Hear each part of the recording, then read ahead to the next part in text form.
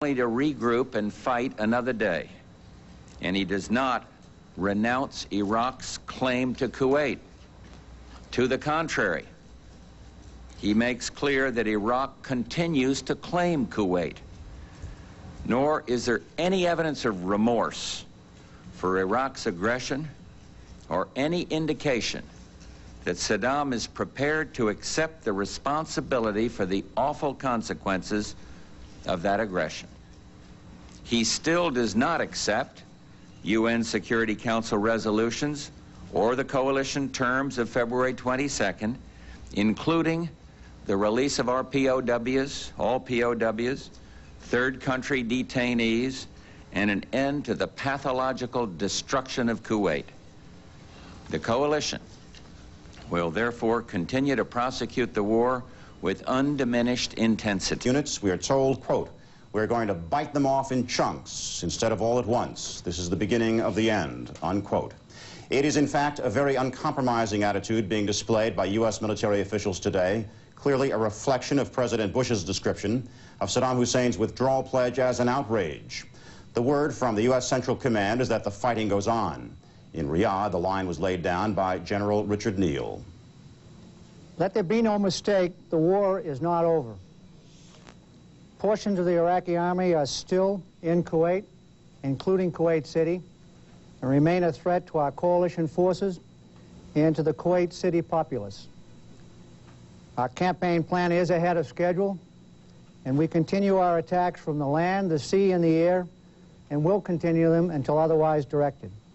30,000 Iraqis are reported in Allied hands, and the tape shows groups of them in U.S. custody somewhere in Kuwait, being watched over by U.S. Marines. We were told in Riyadh that the 30,000 could be far below the actual number. Supporting evidence, the word that 21 Iraqi divisions with 10 to 12,000 troops each had been taken out of action. Once again, fresh pictures of Iraqi prisoners of war in the custody of U.S. Marines somewhere in Kuwait. Gene Randall, CNN Live at the Pentagon. With them, we don't know where are they now, but I believe they are using them just to protect themselves behind them. And how are they being transported? They were prisoners. Before that, they were prisoners under in their jails. So when they did withdraw, they took all those people with them. And he told us, President told us, I think it's virtually over, but it's not over yet, and we don't want to send any signals to the families of young men and women who are still there that they're out of harm's way. There's still some fighting going on, and we want to be prepared. And we're not going to play Saddam Hussein's game. You can't trust the man. He's unreliable. You know, we'll do it. It's clear that the story we're getting here is a completely different one from what the Allies are reporting. We, of course, have been hearing both from President Saddam Hussein and from Baghdad radio and military communiques that the forces are withdrawing. In fact, that they started withdrawing last night and have moved from northern Kuwait back into southern Iraq. In addition, the military communique says that the withdrawal will be completed by the end of tonight.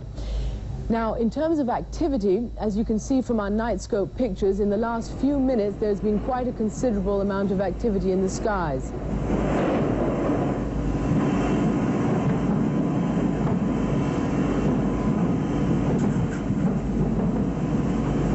We've had air raid sirens all day, on and off. At first, we were told that it was not activity in the sky, that it was just, in fact, the distant rumble of the thunder and lightning overhead. It's been a pretty bad day, but as you can see in the last few minutes, there's been an intense activity, a lot of anti-aircraft artillery going up. We're not sure quite in response to what.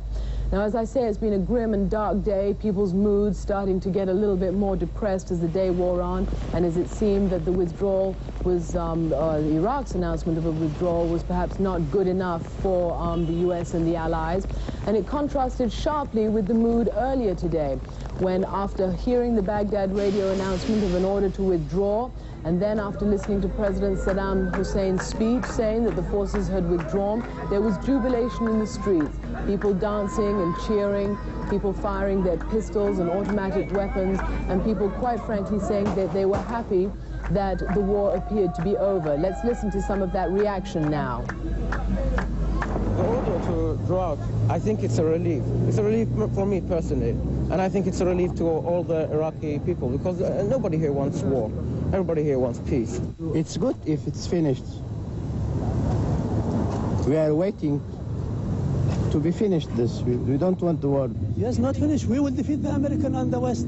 You will see, wait and see. On my community, you want to take return back peacefully, and we don't want war.